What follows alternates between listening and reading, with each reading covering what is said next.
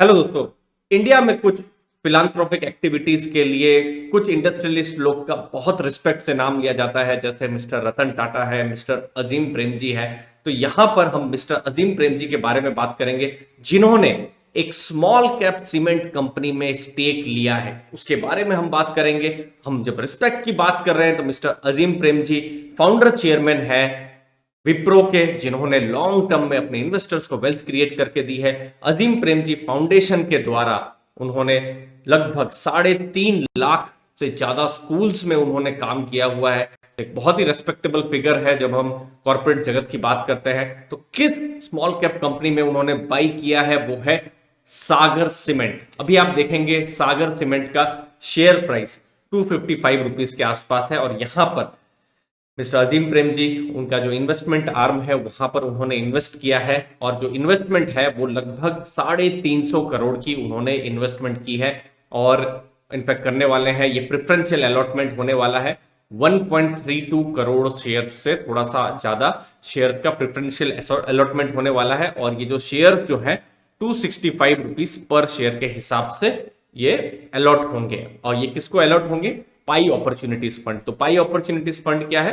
Premji invest जो है, Premji invest अगर आप कहेंगे तो मिस्टर अजीम प्रेमजी का जो फिलांथ्रोपिक एक्टिविटीज के लिए, इंडोमेंट एक्टिविटीज के लिए जो इन्वेस्टमेंट आर्म है, उसका एक पार्ट है पाई अपॉर्चुनिटीज फंड। तो पाई अपॉर्चुनिटीज फंड यहां पर इन्वेस्ट करेगा। तो जो जब वो लोग इन्वेस्ट करेंगे तो पाई अपॉर्चुनिटीज जो है सागर सीमेंट को 10% से ज्यादा ओन करेंगे, और बोर्ड में भी उनका एक नॉमिनी जाएगा। तो ये जो टोटल प्रेफरेंशियल अलॉटमेंट हुआ है, टोटल 350 करोड़ का जो इन्वेस्टमेंट हुआ है, तो इसके कारण से जो प्रोमोटर्स हैं उनकी 50% के से थोड़ी ज्यादा की ओनरशिप थी, वो 45.2% की हो जाएगी। फिर जो पाई पाई इन्वेस्टमेंट है, पाई अपॉर्चुनिटीज, उनकी 10% की रहेगी, फिर पब्लिक की रहेगी, फिर बाकी के इंस्टीट्यूशंस की उस हिसाब से यहाँ पर ओनरशिप रहेगी। तो यहाँ पर दोनों ही मिलकर काम करेंगे वर्ल्ड क्लास गवर्नेंस प्रोसेस के लिए, और ज्यादा से ज्यादा शेयर होल्डर वैल्यू कैसे डिराइव हो सके लॉन्ग टर्म के लिए, यहाँ पर ज्यादा से ज्यादा कोशिश रहेगी। तो ये एक चीज हमको समझना है।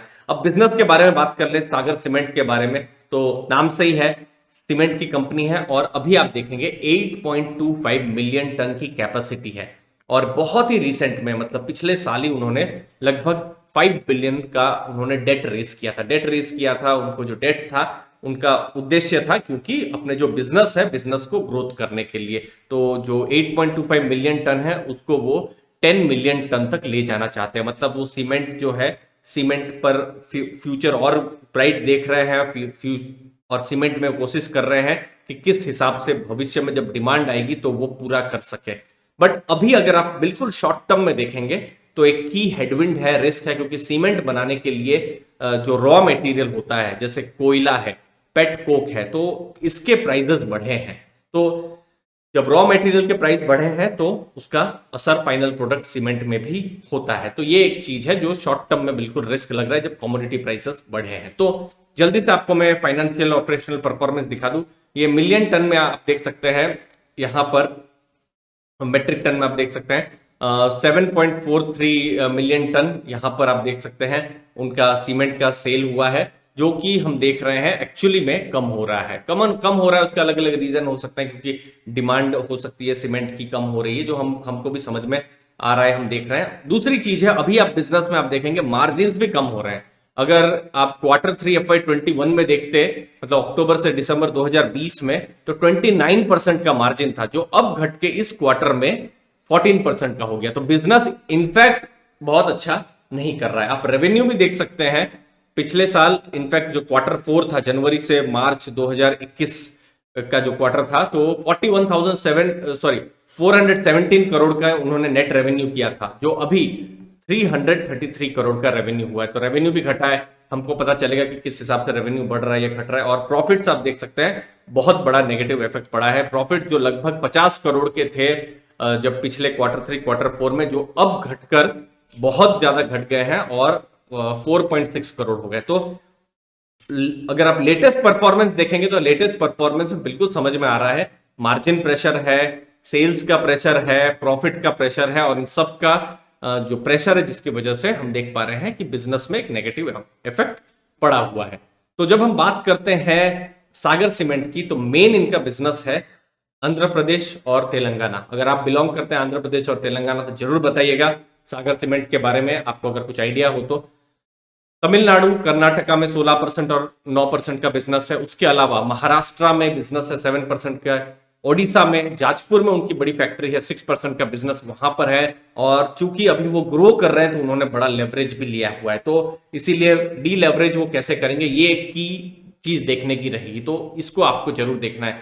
तो ये देख सकते हैं आप, जैसे जाजपुर है, जाजपुर में उनका सीमेंट का प्लांट है 1.5 MTPA का। फिर उसके बाद आंध्र प्रदेश में है, फिर आंध्र प्रदेश में मट्टमपल्ली में है, फिर सागर सीमेंट का, सॉरी ये मट्टमपल्ली तेलंगाना में है।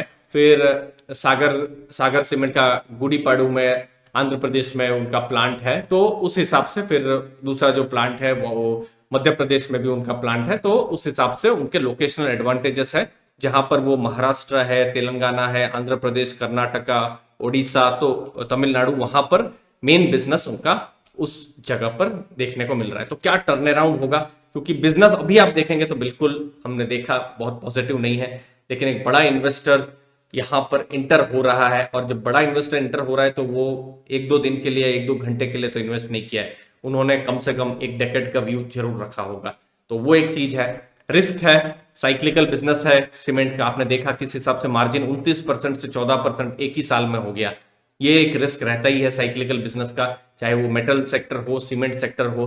इसको मैं बार बार बताता रहता हूं, तो इस रिस्क को भी आपको ध्यान में रखना है। और सबसे इंपॉर्टेंट है, सीमेंट के लिए बहुत इंपॉर्टेंट है जो उनके डिमांड, जो उनके जो लास्ट के जो कस्टमर्स हैं, जैसे 65% हाउसिंग है, 20% इंफ्रा है और बाकी के चीजें हैं, तो उसको आपको ध्यान में रखना है। तो फ्री कैश फ्लो पॉजिटिव कम होंगे, हमको पता बाद में ही चलेगा। और लास्ट में आप, क्योंकि देखिए मिस्टर अजीम प्रेम जी का मैंने जस्ट गूगल किया जब मैं वीडियो बना रहा था, तो नेटवर्थ लगभग 62,000 करोड़ से ऊपर की है।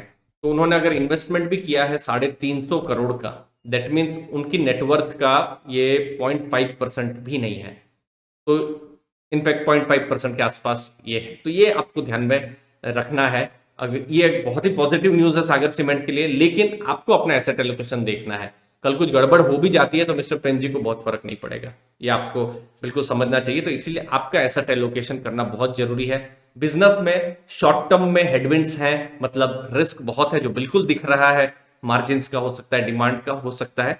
और चूंकि ये साइक्लिकल कमोडिटी बिजनेस है तो उसको भी आपको ध्यान में रखना है। बट एक बड़े इन्वेस्टर ने इन्वेस्ट किया है, ये एक पॉजिटिव चीज है। अचानक से ये शेयर भी फोकस में आ गया है, इनफैक्ट कुछ दिनों में फोकस में भी रहने वाला है। तो यहां पर ध्यान रखना होगा कि किस हिसाब से लॉन्ग टर्म में बिजनेस परफॉर्म करता है, क्योंकि 1-2 दिन में ही सब कुछ पॉजिटिव यहां पर नहीं होगा। तो क्वार्टरली रिजल्ट, एनुअल रिजल्ट जैसे जैसे आएंगे तो वैसे वैसे कन्विक्शन भी बढ़ेगा या नहीं बढ़ेगा। इन द एंड अपना एसेट एलोकेशन जरूर देखिए, जो मैं हर बार बोलता हूं। आपके कीमती समय के लिए बहुत बहुत धन्यवाद। थैंक यू वेरी मच दोस्तों, धन्यवाद।